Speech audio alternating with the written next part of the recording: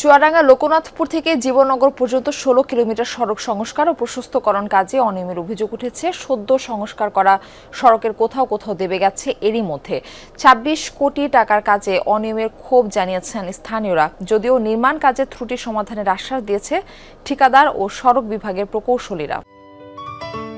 Ceylon টি রপ্তানিতে শীর্ষে।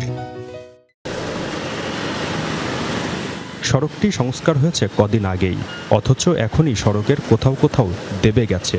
সড়কের দুপাশে অস্বাভাবিক উঁচু, এতে বৃষ্টি হলে জমছে পানি। গত বছরের জুলাইতে চুয়াডাঙ্গার লোকনাথপুর থেকে জীবননগর আঞ্চলিক মহাসড়কে ১৬ কিলোমিটার সংস্কার কাজের অনুমোদন পায় মঈনুদ্দিন বাসী লিমিটেড নামে একটি ঠিকাদারি প্রতিষ্ঠান। কাজ শুরুর পর থেকে বিভিন্ন অভিযোগ তোলেন স্থানীয়রা। সম্প্রতি জীবননগরের পেয়ারাতলায় কাজ আটকে বিক্ষোভ করেন তারা। অভিযোগ উঠেছে নিম্নমানের মালামাল ব্যবহারেরও। রাস্তায় বালির পরিমাণটা বেশি ছিল, আবার বালিটা সঠিক বালি ছিল না, এটা কাদাযুক্ত বালি। আর খোয়া ৭০% আর বালি ৩০%, কিন্তু সেইখানে মনে হয় 50-50ও দেয় নাই। খানা গর্ত ছিল, সেগুলা ভরাট করার পরবর্তীতে আপনারা পাক্কা কাজ করবে, কিন্তু সেগুলো না করায় ওর উপর দিয়ে চালাই গেছে। সড়কটি সংস্কার ও প্রশস্তকরণে ব্যয় ধরা হয় প্রায় ২৬ কোটি টাকা। এত টাকা খরচের পরও সড়ক বেহাল থাকায় ক্ষোভ জানিয়েছে স্থানীয়রা। ওই ময়লাগাল যেখানে দুই জায়গায় ফেসে গিয়েছে, আর এই জায়গায় কিছু জায়গায় উঁচু, কিছু জায়গায় নিচু।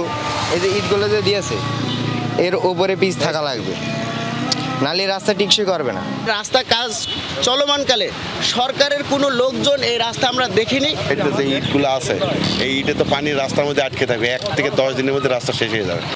যদিও নির্মাণ কাজে ত্রুটি থাকলে তা সমাধানের আশ্বাস দিয়েছে ঠিকাদারি প্রতিষ্ঠান ও সড়ক বিভাগের প্রকৌশলী। আপ ডাউন যখন থাকে তখন এজিংটা লেভেল মেনটেন করা সম্ভব হয় না, কারণ ওই এক্সিস্টিং বেডের লেভেল থেকে আপনি যেহেতু লেভেল মেনটেন করতে হয়, একটু আপ ডাউন হয়ে যায়।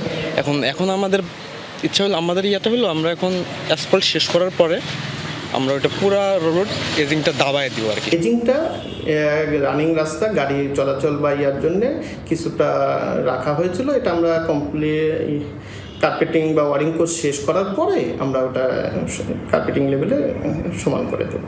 প্রকল্পের মেয়াদ শেষ হয়েছে গত মার্চে, অথচ এখনও চলছে কাজ।